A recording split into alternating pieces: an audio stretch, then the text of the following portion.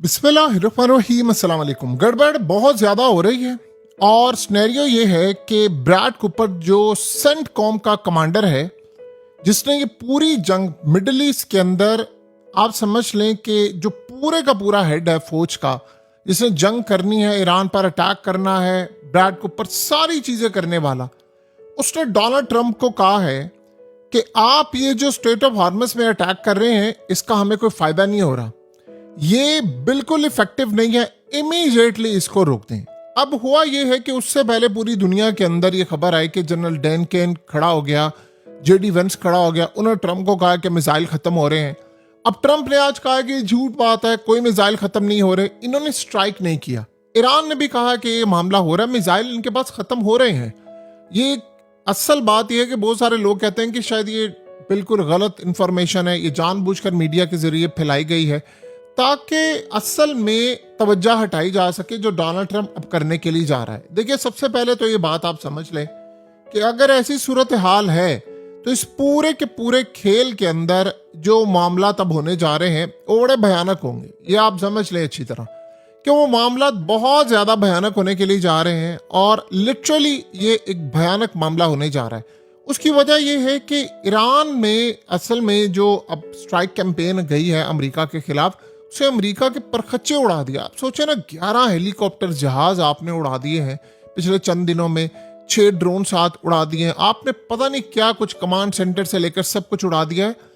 Problem अब ये आ रही है कि इस लड़ाई का ईरान को हो नहीं रहा नुकसान। ट्रंप यहां से अपने एसेट्स मुकम्मल तौर पर निकालना चाहता है और उसने अब निकालने शुरू कर दिए। और इस सूरत हाल के अंदर लेकिन फौज में बड़े पैमाने पर इस वक्त बगावत के असरात जन्म ले रहे हैं, क्योंकि जिस तरह फौजी मारे जा रहे हैं, जिस तरह उनके घर वाले खड़े हो गए हैं, ये अब अजीब सूरत हाल है। लेकिन ट्रंप कह रहा है वो हार मानने को तैयार नहीं। अगरचे आज तेल की कीमतें क्रैश हुई हैं और गोल्ड ऊपर गया है, फिर भी डोनाल्ड ट्रंप कह रहा है कि हमारे पास दुनिया में किसी भी मुल्क से ज्यादा, कहीं ज्यादा असला मौजूद है। देखिए, ट्रंप की अमरीकी असला खत्म होने की जो खबरें हैं उसकी तरदीद करना, ये बड़ी एक अजीबोगरीब सूरत हाल है। ईरान के खिलाफ अमरीकी हमलों में आप ये सोचें कि वक्फा जो आया उससे तेल की कीमतें नीचे आई हैं। ट्रंप कह रहे नहीं, ऐसा कुछ भी नहीं है। असल मसला ये है कि अब अमरीकी जर्नैलों ने हाथ खड़े कर दिए। उन्होंने कहा है कि आपने हमले किए, हमले तो मुमकिन है, लेकिन असला के जो ज़खायर हैं उसमें बहुत ज़्यादा कमी इस वक्त वाक़या हो चुकी हुई है और ये हमारे लिए बहुत ज़्यादा मसला है। अब ईरान के सुप्रीम लीडर मुश्तबा खामनाई ने कहा है कि अमेरिका और इसराइल के खिलाफ लड़ने के सिवा अब हमारे पास दूसरा कोई रास्ता इस वक्त मौजूद नहीं है। अब हुआ ये है कि सवाल यहाँ पर यह पैदा होता है कि ये खबर किसने लीक की? जनरल डैन केन के हवाले से, जेडी वेंस के हवाले से, सेंटकॉम कमांडर के हवाले से, ये खबरें कहाँ से आ रही है? जाहिर सी बात है ये मिलिट्री की जानिब से कही जा रही हैं, क्योंकि देखिए ये जंग से पहले भी ये बात कही गई थी, हम ये जंग नहीं जीत सकते, आप ये जंग ना करें। लेकिन ट्रंप इस बात पर कन्विंस था कि नहीं, हम जंग करेंगे, हम लड़ाई करेंगे, जो मर्जी हो जाए करेंगे, और उसका आपने हाल देख लिया है कि क्या हुआ है। ये असल में बात थी कि पहले भी ये बात कही जा रही थी, ट्रंप हमेशा इनकार करता था, नहीं ऐसा नहीं है, ये नहीं। ये बेसिकली सूरत हाल वाकई अमेरिका के लिए खतरनाक है। उनके पास असला खत्म हो रहा है, वो इस तैयारी में थे ही नहीं कि असला इस लेवल पर जाएगा, हमारे पास खत्म हो जाएगा।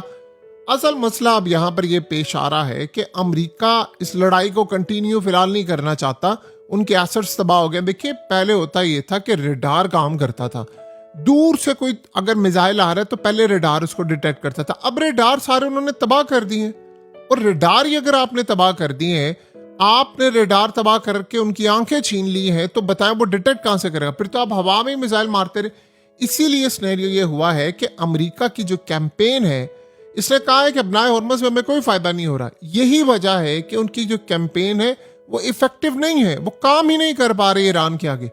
ये असल में ईरान ने शायद किया ये था कि अमेरिका ने जब बमबारी करना शुरू की, उन्होंने अपने खैबर शिकन मिसाइल का एडवांस वर्जन जो था वो पहले कभी इस्तेमाल नहीं किया। इन्होंने इस दफा पहले रनवे उड़ाए। देखिए, आप एक बात समझिए, अगर अमेरिका के 11 तैयारे और हेलीकॉप्टर जमीन पर खड़े खड़े तबाह हो गए हैं तो इसका मतलब है कि मामला खराब है। अगर आपके तैयारे खड़े खड़े तबाह हो जाते हैं, इसका मतलब है कि आपका डिफेंस सिस्टम फेल हो गया, पैट्रियट फेल है, थार्ड फेल है, आपका रेडार फेल है, आपकी तमाम चीजें फेल हो चुकी हुई हैं। जाहिर सी बात है, अगर ऐसी सूरत हाल पैदा होती है तो अमेरिका के लिए एक बड़ा चैलेंज तो है ना। आप दुनिया को चाहे जो मर्जी कहते रहे, लेकिन आपके साथ एक बहुत बड़ा चैलेंज इस वक्त हो रहा है। और यही वो वजह है कि अमेरिका इस पूरे के पूरे खेल में कहीं ना कहीं नाकामयाब होता हुआ आपको नजर आ रहा है। और अमेरिका के पास देखिए करने के लिए कुछ भी नहीं है। उनके पास इस पूरे खेल में अपने आप को बचाने के लिए कोई सूरत हाल नहीं है ऐसी कि जिससे वो फायदा उठा सके। तो फिर सवाल ये पैदा होता है कि वो करेंगे क्या। अब अमेरिका को पॉज चाहिए इस कैंपेन के अंदर। ईरान ने कहा जी हमें इन्होंने मैसेजेस भेजे हैं, हमारे पास इनके मैसेजेस आ रहे हैं और हमारे पास इनकी तमाम चीज़ें आ रही हैं, मैसेजेस आ रहे हैं मामला तय करने के लिए कि आप बातचीत कर लें, ऐसा कर लें, वैसा कर लें, ये तमाम काम हो रहा है। लेकिन ईरान इससे पीछे हटने को इस वक्त तैयार नहीं है। तो अब उन्होंने कहा कि ठीक है, इस वक्त अमेरिका अटैक नहीं कर रहा तो हम भी नहीं करेंगे, लेकिन अगर अमेरिका ने अटैक किए तो हम भरपूर अंदाज में अटैक करेंगे और हम पीछे नहीं हटेंगे। जब आप ये सोच लें कि मामला यहां तक आ जाते हैं तो फिर खेल आपके हाथ से निकल जाता है। ईरान के सुप्रीम लीडर ने कहा है कि अब लड़ाई है और हमने भरपूर अंदाज में लड़ना है, चाहे जो मर्जी हो जाए। दूसरी बात यह है कि देखिए ईरानी बहरी जहाज पर यूक्रेन ने किया है हमला। अब ईरान ने कहा है कि मैं यूक्रेन को सबक सिखाने के लिए जा रहा हूं। उन्होंने कहा कि जवाब देंगे। ईरान की अभी तक की जो आदत है, अभी रिसेंटली टेलीग्राफ ने खबर ब्रेक की है, उन्होंने कहा है कि पहले जब इनके मिसाइल लॉन्चर्स तबाह होते थे तो 15 घंटे लगते थे ईरान को जवाब देने में। अब वो 30 मिनट के अंदर अंदर रिपेयर कर लेते हैं। कैसे करते हैं, क्या करते हैं, किसी को नहीं पता, लेकिन बहरहाल जैसे भी है वो 30 मिनट के अंदर अंदर जवाब दे देते हैं। उन्होंने कहा कि इतना ज्यादा खतरनाक हो गया है कि ईरान, याद कीजिए आज से कुछ देर पहले अमेरिका ने अटैक किया, इजराइल ने किया, तो ईरान एक एक साल बाद जवाब देता था। अब ईरान घंटा भी नहीं लगाता, सिर्फ 30 मिनट के अंदर वो जवाब दे देते हैं। तो सोचें क्या वो यूक्रेन को जवाब नहीं देंगे या यूक्रेन को इतनी आसानी के साथ छोड़ देंगे कि ठीक है जी तुमने ये सारा काम कर लिया है, बिल्कुल अच्छी बात है और ये सारे मामला तुम हल कर लो ये बड़ी आसानी के साथ। ऐसा नहीं होने वाला।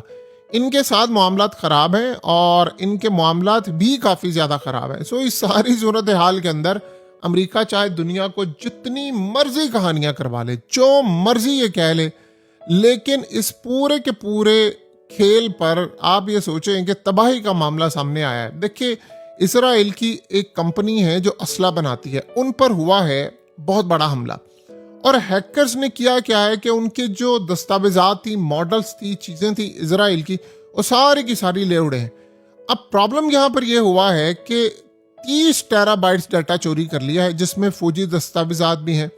और प्रॉब्लम यहाँ पर यह हुआ है कि आप ये सोचें कि अंदर तक वो घुसे हैं और उन्होंने घुसकर पूरे का पूरा डाटा निकाल लिया है। अब ये कौन हो सकता है? देखें हायर चांसेस हैं कि नंबर 1 है ईरान, पॉसिबिलिटी है कि उसमें रशियंस भी काम करते हों, क्योंकि इस वक्त सबसे ज़्यादा ज़रूरत यह है कि रशिया को ईरान को मजबूत करना है, वो भी एक पॉसिबिलिटी है। लेकिन अभी सारी सूरत हाल के अंदर जो मामलात हैं वो भी आप सबके सामने हैं कि ईरान कितना काम कर सकता है, किस लेवल पर काम कर सकता है, ये आप सबको पता है और हम सबको अच्छी तरह पता है कि उनके पास ताकत कितनी है। बहरहाल अमेरिका के साथ जो भी सूरत हाल है, अमेरिका इस लड़ाई को जिस तरह लड़ना चाह रहा है, वो लड़ाई अब अमेरिका के फिलहाल बस की बात नहीं है और ये इतनी आसानी के साथ लड़ नहीं सकते, ये बात आप समझ लें। सो अब देखते हैं कि अब अमेरिका के साथ क्या होता है। लेकिन एक सूरत हाल है कि अमेरिका इस लड़ाई के अंदर जिस पैमाने पर जाकर, जिस लेवल पर जाकर वो लड़ना चाहता था, वो फिलहाल अभी उसके पास ना तो कोई मामला सामने आ रहे, ना कोई चीज़ें। और इसराइल को इस तरह की तबाही मिलना, इस तरह का मामला मिलना, ये भी कोई छोटी बात नहीं है कि इसराइल अब इफेक्टिव लेवल पर जाकर काम ना कर सके, ना अमेरिका कर सके, ना कोई और सूरत हाल हो। तो 1 बाय 1 करके इनके मामलात हो रहे हैं काफ़ी ज़्यादा ख़राब। और यही वो असल में वजह है कि जो अमेरिका को ये बात खटक रही है कि अब हमारे पास ज़खायर भी ख़त्म हो रहे हैं, हम लड़ने के काबिल भी नहीं हैं, तो फिर हम कहाँ पर जाएं, हम क्या मामलात कर सकते हैं। ऐसी सूरत हाल के अंदर अमेरिका को कहीं ना कहीं अपनी पोजीशन कंप्रोमाइज़ होती हुई नज़र आ रही है। और यही वो असल में मसला है कि जहाँ पर जर्नैलों ने हाथ खड़े कर दिए हैं। ये कभी भी नहीं हुआ, हमने पहले कभी नहीं देखा कि इस लेवल पर अमेरिका के जर्नैलों ने ओपनली ये बातें करना शुरू कर दी कि भाई हम हार गए हैं, हम नहीं लड़ सकते, अब ये अपने एसेट्स मुंतकिल करेंगे और उसके बाद एक बड़ा हमला करने की तैयारी करेंगे, ये रुकेंगे नहीं यहाँ पर। आज नेतन्याहू जब यूएस के अंदर ट्रंप से मुलाकात करेगा तो फिर आप सोच लें कि उसके बाद क्या ये कैंपेन रुकेगी। ये कैंपेन फिलहाल रुकती हुई आपको नजर नहीं आ रही। ये पागलपन है और ये पागलपन रहना है। ये लड़ाई कभी शायद हो सकता है खत्म ना हो सकता है ये अब उम्र भर ये लड़ाई रहे और किसी ना किसी एक साइड ने जीतना है। वो जो भी जीतेगी साइड वो फिर परमानेंटली जीतेगी, चाहे ये लड़ाई जितनी मर्जी लंबी रहे। लेकिन फिलहाल ईरान हारता हुआ नजर नहीं आ रहा इनको।